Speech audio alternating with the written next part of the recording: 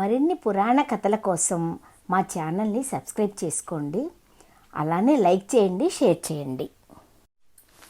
ఓం శ్రీ గురుభ్యో నమః. ఓం శ్రీ మాత్రే నమః. ఓం శ్రీ బాలా త్రిపుర సుందరీ దేవి అయి నమః. మాఘపురాణము 27వ అధ్యాయము. సులక్షణ మహారాజు కథ. గృష్ణమద మహర్షి జహ్నమునితో ఇట్లన్నాడు: జన్మ సంసారము అను సముద్రమును దాటనక్కరలేని సాధనమే మాఘమాస వ్రతము. దాని ప్రశస్తిని వెల్లడించు మరి ఒక కథను వినుము. పూర్వము ద్వాపరయుగమున అంగదేశమును పాలించుచు సులక్షణ రాజు కలడు. అతడు సూర్యవంశమున జన్మించినవాడు. బల పరాక్రములు కలవాడు. ప్రజలను చక్కగా పరిపాలించేవాడు. వానికి 9 భార్యలున్నను సంతానం మాత్రం లేదు. రాజు అందరూ వానికి సామంతులై కప్పములు చెల్లించినను సంతానము లేదని విచారం మాత్రం రాజునకు తప్పలేదు. నేనేమి చేసినా కులవర్ధనుడు అగు పుత్రుడు జన్మించును. పెద్దలు పుత్రులు లేని వానికి, దరిద్రునికి, కృతజ్ఞునకు, వేదహీనుడగు విప్రునకు సద్గతి లేదని అంటారు. పుత్రులు లేని నేను మహర్షుల ఆశ్రమమునకు పోయి అచ్చట పెద్దలను ప్రార్థించినచో పుత్రులు కలుగుటకు వారేమైనా ఉపాయం చెప్పగలరేమో అని ప్రయత్నించి చూశాడు. అనేక మంది మహర్షులు కల నైమిసారణ్యమునకు పోవుటయే మంచిదని నైమిసారణ్యమునకు వెళ్ళాడు. అచ్చట మునులకు నమస్కరించి తన బాధను వానికి వివరించాడు. అప్పుడు వారు కొంతసేపు ఆలోచించి ఇట్లన్నారు: రాజా వినుము. నీవు పూర్వజన్మలో సౌరాష్ట్ర మహారాజువు. సర్వసంపన్నుడవైనను మాఘమాసమున రథసప్తమి నాడు కూష్మాండ దానమును చేయలేదు. అందువలన నీకు ఈ జన్మలో సంతానం కలగలేదు. ఇందువలనే ఇంతమంది భార్యలను నీకు సంతానం కలగలేదు అని చెప్పారు. అప్పుడు రాజు నాకు సంతానం కలుగు ఉపాయము చెప్పమని మరల ప్రార్థించాడు. అప్పుడు ఆ మునులు ఒక ఫలమును మంత్రించి రాజునకు ఇచ్చారు. దీనిని నీ భార్యలందరికీ పెట్టుము. ఇందువలన నీకు 9 పుత్రులు జన్మిస్తారు అని చెప్పారు.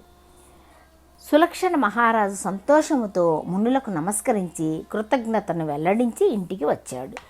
రాణులు సంతోషముతో వారికి ఎదురుగా వెళ్ళారు. ప్రజలు సంతోషంతో స్వాగతమును చెప్పారు. అలసి ఇంటికి వచ్చిన రాజు ఆ ఫలమును శయ్యాగృహమునకు పంపాడు. స్నానము మున్నగును చేయవలనని లోనికి వెళ్ళాడు. ఆ రాజు చిన్న భార్య ఆ ఫలమును దొంగిలించి తానొక్కతే ఆ ఫలమును తినేసింది. మహారాజు తిరిగి వచ్చి చూడగా ఆ ఫలము లేదు. సేవకులను, రాణులను తర్కించి అడుగగా వారు తమకు తెలియదన్నారు. చివరకు తన చిన్న భార్య తాను చేసిన పనిని చెప్పేసింది. ఆ పండును నేనే తింటిని అని వెల్లడించాను.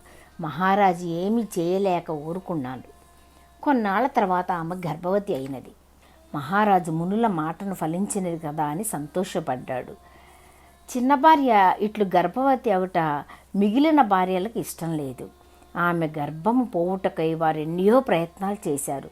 కానీ దైవ బలమున అవన్నీను వ్యర్థములైనవి. వారు చేసిన ప్రయత్నముల వలన గర్భపాతకమునకు ఇచ్చిన మందు వలన చిన్న భార్య మతి చెడినది. ఎవరికీ తెలియకుండా అడవిలోనికి పారిపోయాను. ప్రయాణపు బడలికకు ఆమె అలసిపోయినది.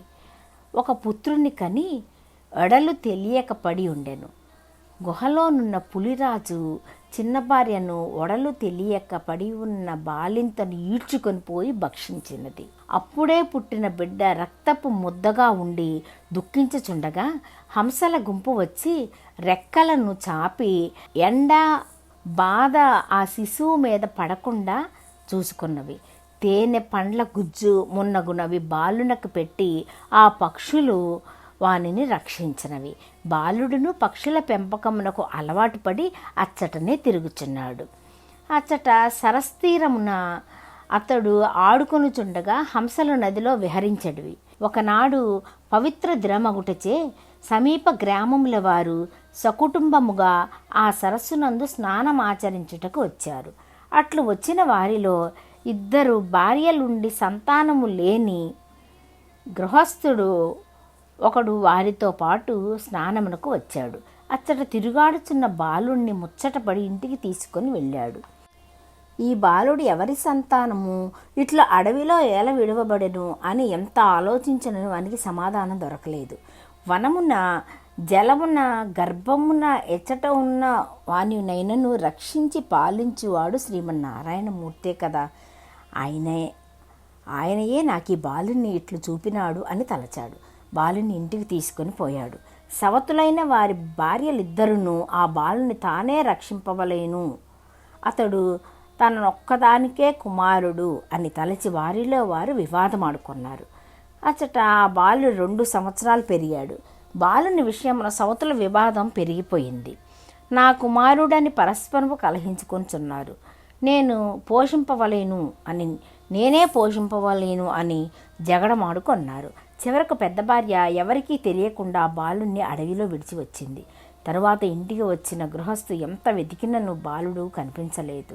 అడవిలో విడవబడిన బాలుడు ఏడ్చుచూ ఇంటివలెనున్న తులసి పొద వద్దకు వెళ్ళాడు. అచ్చట నిలిచెను, కూర్చుండెను, పడుకొనెను. తులసి స్పర్శ వలన బాలునకు ఆ వనమున ఎట్టి ఆపదయూ రాలేదు. శ్రీహరి అనుగ్రహమున వానికి రాత్రి గడిచినది. ఎవరనూ లేని ఆ బాలుడు ఏడ్చుచూ తప్ప మరేమీ చేయగలడు. వాని దైన్యము, నిస్సహాయత ఆ అడవిలో నుండి పశుపక్షాదులలోని జీవ లక్షణములకు పిలుపైనది. అడవిలో గల ప్రాణులు, మృగములు, పక్షులు అచ్చటికి వచ్చినవి. బాలుని నిస్సహాయత, దైన్యము వానిలోని దివ్య లక్షణములను మేల్కొల్పి వానిపై జాలిని కల్పించినవి. ఆ ప్రాణులను కన్నీరు కార్చినవి. ఒకరి భాష మరొకరికి తెలియని రాజకుమారుడు పశుపక్షాదులో ఇట్టి సానుభూతిని పొందినప్పుడు మరి ఒక మానవుడున్నచో వాడెంత దుఃఖించునో కదా. అట్లే బాలుడును పక్షియో మృగమో అయినప్పటికీ వాని దుఃఖం ఎట్టునో కదా. బాలుడు పశుపక్షాదులు విభిన్న జాతుల వారైనను వారిలోని పరమేశ్వరుని అంశయగు జీవాత్మ మూలము ఒక చోట నుండి దేవుడి నుండి వచ్చినది. అదే దివ్యత్వము. కానీ విచిత్రమేమనగా బాలునికి తన జాతిదే అయిన ఆ స్త్రీ వలన ఆపద వచ్చినది. ఆ విప్రుని మొదటి భార్య ఆమెలోని దివ్యత్వము లోపించినది. సృష్టి విచిత్రము అని అనుకొనుట తప్ప మనకే సమాధానమును తోచదు. ఇదే భగవంతుని లీల. అట్లు వచ్చిన పక్షులు, మృగములు బాలునిపై జాలిపడినవి. పక్షులు ఎండ వానిపై పడకుండా రెక్కలతో నీడను కల్పించినవి. తమ విచిత్ర రూపములతో వాని మనస్సును శోకము నుండి మరల్చినవి.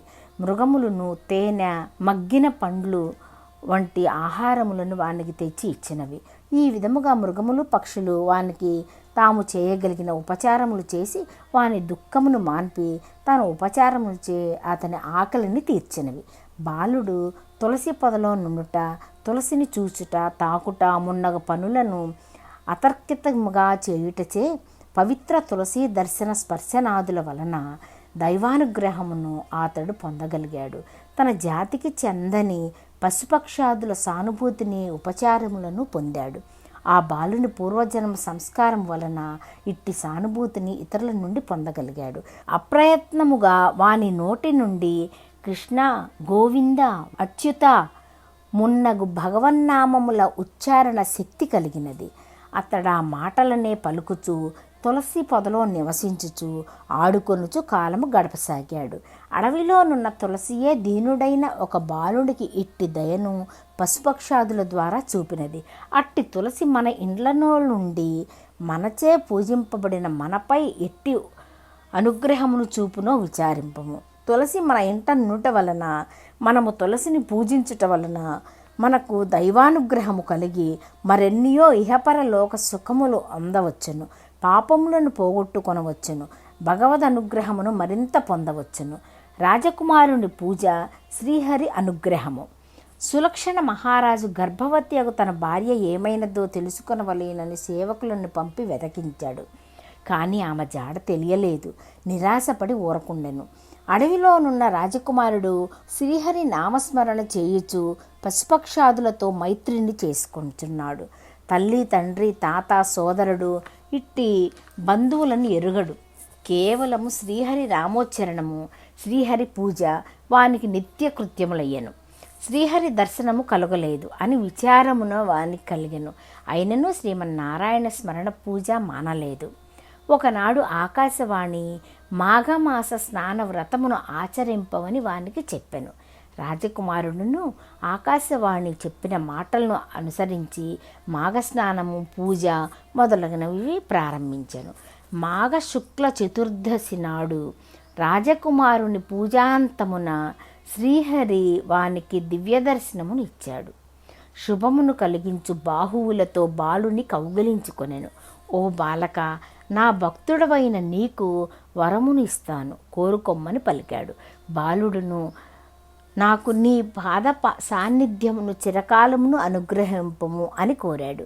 శ్రీహరి, బాలక, నీవు రాజువై ఈ భూమిని చిరకాలము పాలించెదవు. మాఘమాస వ్రతమును మానకము. పుత్ర పౌత్ర సమృద్ధిని, సంపదలను, భోగ భాగ్యములను పొందుము. నీవిప్పుడు నీ తండ్రి యొద్దకు పొమ్ము. రాజువై చిరకాలము కీర్తిని, సర్వ సంపదలను, సర్వ సమృద్ధులను, సర్వ సుఖములను అనుభవిస్తావు. ఆ తరువాత నా సాన్నిధ్యమును చేరమని పలికెను. అచ్చటనున్న సునందనుడను వాణిని పిలిచి రాజకుమారుని వారి తండ్రి వద్దకు చేర్చవలనని చెప్పాడు. సపరివారముగా అంతర్ధానమయ్యాడు. సునందనుడు ఆ రాజకుమారుని తీసుకుని సులక్షణ మహారాజు వద్దకు వెళ్ళాడు. రాజకుమారుని పూర్వ వృత్తాంతమును, శ్రీహరి అనుగ్రహమును వానికి వివరించాడు. పుత్రుని వానికి అప్పగించి తన స్థానమునకు తాను పోయాను. సులక్షణ మహారాజు ఆశ్చర్యమును, ఆనందమును పొందాడు. కుమారునకు సుధర్ముడు అని పేరు పెట్టాడు. బాలుడు విద్యాబుద్ధులను పొంది పెద్దవాడైన తరువాత వానిని తన విశాల సామ్రాజ్యమునకు ప్రభువును చేశాడు. వృద్ధుడైన సులక్షణ మహారాజు భార్యలతో వనమునకెగాడు. వానప్రస్థమును స్వీకరించి కొంతకాలమునకు మరణించాడు. వారి భార్యలను సహగమనము చేసి పరలోకమునను భర్తను అనుసరించి తరలించారు. సుధర్ముడు భక్తితో తండ్రికి, తల్లులకు శ్రద్ధతో శ్రాద్ధ కర్మలను ఆచరించాడు. సుధర్ముడును తగిన రాజకన్యను వివాహమాడాడు. ధర్మయుక్తముగా, ప్రజారంజకముగా చిరకాలము రాజ్యమును పాలించాడు. పుత్రులను, పౌత్రులను పెక్కుమందిని పొందాడు. అతడెప్పుడునూ మాఘమాస వ్రతమును మానలేదు. పుత్రులతోనూ, మనుమలతోనూ, భార్యలతోనూ కలిసి జీవించి ఉన్నంత వరకు మాఘమాస వ్రతమును ఆచరించాడు. చివరకు కుమారులకు రాజ్యములనిచ్చి శ్రీహరి సాన్నిధ్యమును చేరాడు. జహ్నముని, ప్రతి జీవియు తప్పక మాఘమాస వ్రతము తప్పక విడువక ఆచరింపవలేను. అట్లు చేసిన శ్రీహరి భక్తులకు ఎట్టి భయములు ఉండవు. ఈ వృత్తాంతమును వినిన వాడును విష్ణుభక్తుడై మాఘమాస వ్రతమును ఆచరించి విష్ణుప్రియుడై ఇహ పరలోక సుఖములను పొంది శ్రీహరి సాన్నిధ్యమును పొందును.